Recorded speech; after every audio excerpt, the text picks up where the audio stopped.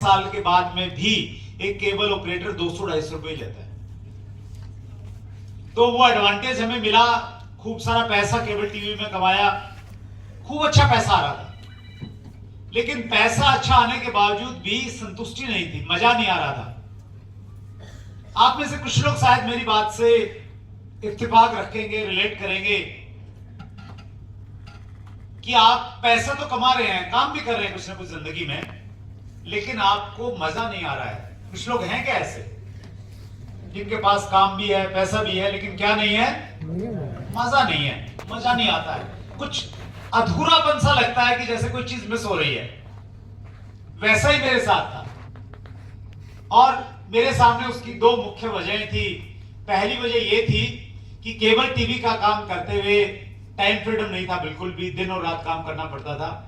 और दूसरी वजह यह थी कि उस काम में लोग मुझे रिस्पेक्ट नहीं करते थे, मान सम्मान नहीं देते थे। जिस एरिया में मेरे केबल के कनेक्शन थे, उस एरिया में जब मैं गुजरता था तो लोग पीछे से आवाज लगाते थे और कहते थे, केबल वाले भैया सुनना। क्या कहते थे? केबल वाले भैया। जैसे हम रिक्शा वाला बोलते ना, रिक्शा वाला, सब्जी वाला, दूध वाला, और कौन सा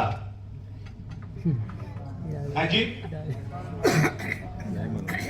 टपड़ी वाला, रेडी पट्टी वाला। तो ऐसा ही सम्मान मुझे मिलता था। और जब वो बोलते तो मैं उनकी बात को इग्नोर कर देता, जैसे सुना ही नहीं। मैं आगे बढ़ता तो फिर और जोर से चिल्लाते, केबल वाले भैया। पूरे मोहल्ले को मालूम चल जाता। और वो इसलिए नहीं चिल्लाते थे कि चाय ठंडी हो रही, जल्दी आ जाओ।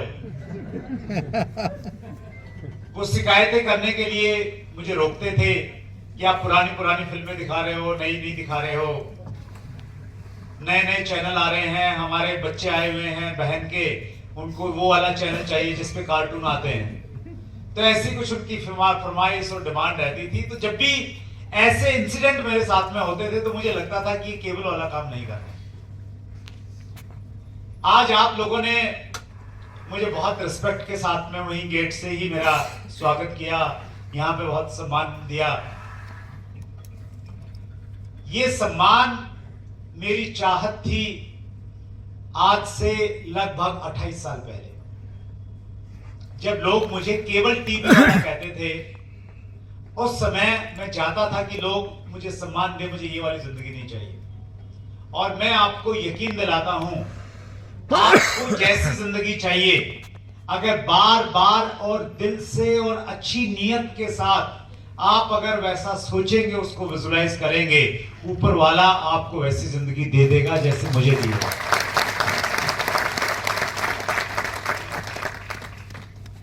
लेकिन हम सब के साथ में एक दिक्कत है कि हम किसी एक चीज को नहीं चाहते हैं। Hello, yes.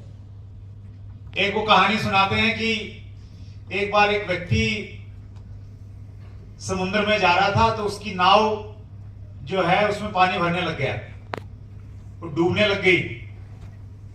तो उसने भगवान को याद किया। तो पहले शिव जी को याद किया, भगवान भोले मेरी रक्षा करो, मेरी बचाओ। तो 30 सेकंड ही याद किया था, उसको लगा शिव जी भोले तो आ नहीं रहे, मैं विष्णु को याद करता हूं। वो विष्णु को याद करने लगा कि विष्णु भगवान तुम ही बचाओगे, आ जाओ। तो विष्णु भगवान ने चलने की तैयारी की थी, इतनी देर में बोला, नहीं दुर्गा माता तुम ही मेरा बेड़ा पार करोगी। दुर्गा माता आती इससे पहले फिर वो हनुमान जी को याद करने लग गया कि हनुमान जी आप ही रक्षा कीजिए। और ऐसा बताते हैं कहानी में कि कोई भी पहुंच नहीं पाया, क्योंकि वो एक जगह रुका नहीं, एक जगह टिका नहीं। तो कहानी काल्पनिक हो सकती है, लेकिन इसका जो मीनिंग है वो बहुत पावरफुल है। अगर आप किसी भी चीज को लगातार चाहोगे, तभी चीज आपकी जिंदगी में घटित होगी और तभी चीजें आपको प्राप्त होंगी। सही बात है। आप बहुत बार हमें लगता है कि नहीं, मुझे मान सम्मान नहीं चाहिए, मुझे पैसा चाहिए। फिर कई बार लगता है यार पैसे वैसे क्या करना, मान सम्मान मिल जाए। फिर आपको एक गाड़ी अप्लाई की अच्छी लगती है तो आपको लगता है कि यार ये गाड़ी लूंगा। 6 महीने बाद कोई दूसरी गाड़ी दिखती तो आपको लगता है नहीं ये तो बेकार है, ये लेता हूं।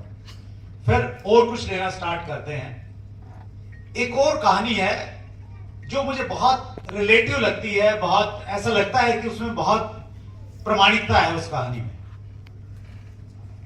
एक बार एक व्यक्ति इस दुनिया से विदा होके ऊपर पहुंचा परमात्मा के पास में, और ऐसा कहते हैं कि ऊपर स्वर्ग और नरक दोनों होते हैं। सुना आपने ये बात? Yes. Yes. तो वहां पे जाके जब वो स्वर्ग में गया तो वहां पे उसको घुमाया गया कि भाई ये स्वर्ग है, यहां ये चीजें हैं। तो उसने वहां पे देखा तो वहां पे बहुत सारी चीजें अधूरी हैं। जैसे एक मकान है, वो 90% बना हुआ है, वो थोड़ा सा बाकी था उसका बाहरी साज सज्जा, लेकिन वो वैसी ही कंडीशन में है। कोई एक कार है, वो ऑलमोस्ट तैयार थी, इंटीरियर बाकी था, लेकिन वो भी ऐसे ही बीच में छूटी हुई है। तो उस व्यक्ति ने बोला कि यहां स्वर्ग में ये अधूरी चीजें कैसे हैं? तो जो व्यक्ति निरीक्षण करवा रहे थे उन्होंने बताया कि धरती पे जब भी व्यक्ति किसी चीज की चाहत पैदा करता है तो जैसे जैसे वो नीचे सोचता है वैसे वैसे हम यहां पे तैयारी कर लेते हैं मनाने की। लेकिन ज्यादातर लोग उस चीज को फाइनल रूप में पहुंचने से पहले ही हार मान देते हैं, छोड़ देते हैं, और इसीलिए जैसे ये चीजें अधूरी हैं वो भी अपनी जिंदगी में उन चीजों को कभी पूरा नहीं कर पाते, उन सपनों को पूरा नहीं कर पाते।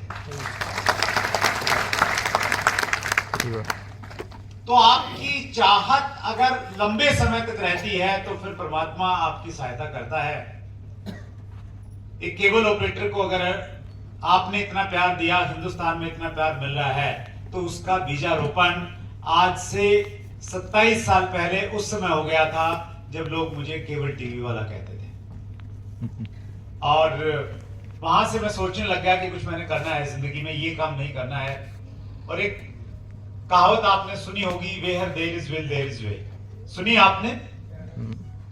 एक कहानी का मॉडल है ये, प्यासे कौवे की कहानी। याद है कुछ लोगों को? Yes. Yes. मुझे याद है अंग्रेजी में हमारे यहाँ पे आती थी 6ठी 7वीं क्लास में। एक प्यासा कौवा था, आपको याद दिलाना चाहता हूं।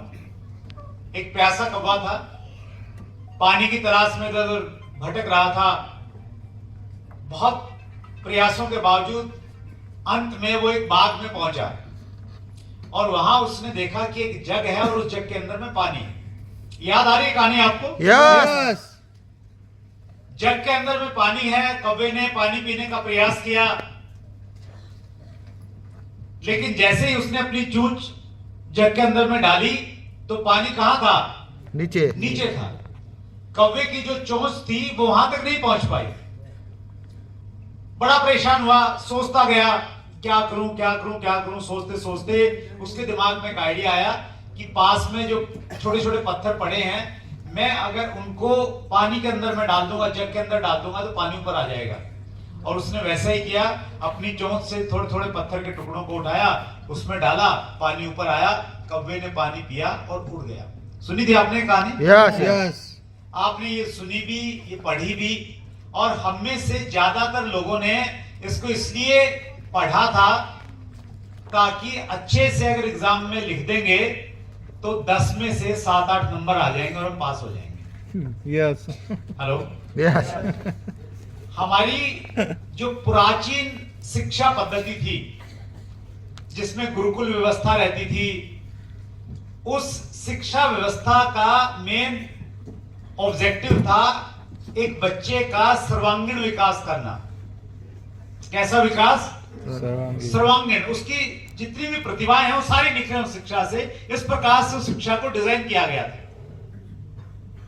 लेकिन जब हमारे देश में अंग्रेज आए, उनको लगा कि अगर हिंदुस्तान पे राज करना है तो यहाँ की जो बुनियादी चीजें हैं उनको डिस्टर्ब करना पड़ेगा। और उन्होंने हमारी उस पुरानी शिक्षा पद्धति को डिस्टर्ब किया। एक वाइस चांसलर आए थे, उनका नाम था लॉर्ड मैकाले। लॉर्ड मैकाले ने हिंदुस्तान में एक नई शिक्षा पद्धति दी, जिसे मैकाले शिक्षा पद्धति कहते हैं। चूंकि मैंने बीएड किया है, बैचलर इन एजुकेशन, वहां पे हमारे यहाँ पे एक पेपर होता था, उसका नाम था भारतीय शिक्षा का इतिहास, हिस्ट्री ऑफ इंडियन एजुकेशन। उसमें हमें बताते थे कि भारत में पहले कौन सी शिक्षा पद्धति है और वो कैसे बदलती गई। तो उसमें बताया गया कि लॉर्ड मैकाले ने जो शिक्षा पद्धति दी हमारे देश में, उस शिक्षा पद्धति का उद्देश्य था कि बच्चों का सर्वांगीण विकास नहीं हो, उनका इतना विकास हो कि वो अच्छे नौकर बन पाए। और सारी शिक्षा पद्धति अंकों पर आधारित हो गई, जिसके ज्यादा अंक आएंगे वो इंटेलिजेंट, जिसके नहीं आएंगे वो इंटेलिजेंट नहीं है, वो किसी काम का नहीं। और धीरे धीरे वैसी चीजें हुई। दुर्भाग्य से आज भी उसी शिक्षा पद्धति का असर हमारे देश की शिक्षा व्यवस्था पर है। हालांकि चीजें भी बदल रही हैं। अभी अंकों के साथ में इंटरव्यू भी लिया जाता है, इंटरव्यू के साथ में दूसरी कई सारी चीजें देखी जाती हैं। लेकिन वो पुरानी शिक्षा पद्धति ये कहती थी कि जो हमें पढ़ाया जा रहा है उसको हमने अपनी जिंदगी में अप्लाई करना है। वेयर देयर इज विल, ये कहानी कहती है कि अगर आपको किसी चीज की चाहत होगी, सच्ची चाहत होगी, तो चीज आपको मिल जाएगी। और मैं भी सोचने लगा कि मैंने कुछ नया काम करना है, नया काम करना है। छोटे से शहर में रहता था, बहुत ज्यादा बिजनेस अपॉर्चुनिटीज नहीं थी। उसके बावजूद भी परमात्मा ने अपने एक दूत को मेरे पास में भेजा, और उस दूत ने मुझे अपने घर पे बुलाया। दूत मतलब कोई फरिश्ता नहीं था, इंसान ही था वो भी, जिसको हम अपलाइन बोलते हैं। तो उसने मुझे अपने घर पे बुलाया, और जब मैं उनके घर पे गया तो वहां जाने के बाद मैंने अपनी जिंदगी में पहली बार ये 3 शब्द सुने, RCM, राइट कॉन्सेप्ट मार्केटिंग। और इन 3 शब्दों में इतनी ताकत है। ये 3 शब्द किसी भी व्यक्ति की जिंदगी को पूरी तरह से बदलने में सक्षम है, और हजारों लोगों की जिंदगी को इन्होंने बदल दिया है। आप में से कितने लोग हैं जो होम मीटिंग करते हैं? वाह, होम मीटिंग में क्या काम करते हैं सर हम? किसको बुलाते हैं? नए इंसान को, नजदीक वाले लोगों को। हाँ जी, नए ज्वाइन लोगों के गेस्ट को बुलाते हैं। कई बार अपने घर पे मीटिंग करते हैं तो अड़ोसी पड़ोसी रिश्तेदारों को बुलाते हैं। यस और नो? यस। और उसमें हम क्या करते हैं? आरसीएम के प्रोडक्ट को टेस्ट करवाते हैं, आरसीएम के अभियान का एक वीडियो दिखाते हैं, थोड़ी बात करते हैं। ऐसे ही करते हैं ना? यस। अभी चीजें थोड़ी बदल गई। हमारे जमाने में इस प्रकार की चीजें नहीं रहती थी, तो एक मार्केटिंग प्लान होता था, वो दिखाते थे। तो आज से 24 साल पहले, 2001 में, 23 साल पहले मैंने पहली बार आरसीएम का मार्केटिंग प्लान अपने दोस्त के घर में देखा। पहली बार मुझे ये बताया गया कि सामान खरीदने का जो परंपरागत नियम है, परंपरागत जो व्यवस्था है, उसमें बहुत सारे मिडल मैन के माध्यम से, बिचौलियों के माध्यम से सामान हमारे तक पहुंचता है। मालूम है आपको? यस। मैन्युफैक्चरर से C&F के पास जाएगा, फिर होलसेलर के पास जाएगा, फिर रिटेलर के पास जाएगा, उसके ऊपर विज्ञापन का बहुत सारा खर्चा होता है। और आरसीएम में वो सामान सीधा कंज्यूमर के पास, हमारे पास में आता है। इस प्रकार से मुझे बताया गया।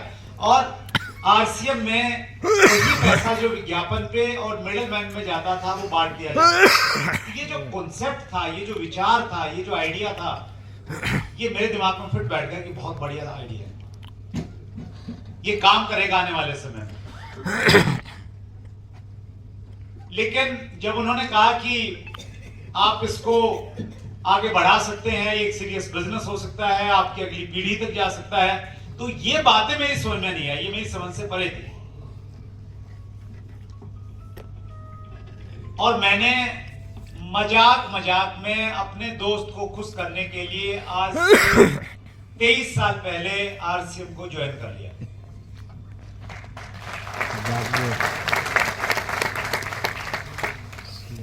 एक कहावत है, बुरा वक्त कब किस व्यक्ति की जिंदगी में किस रूप में आएगा इसका हमें पता नहीं चलता।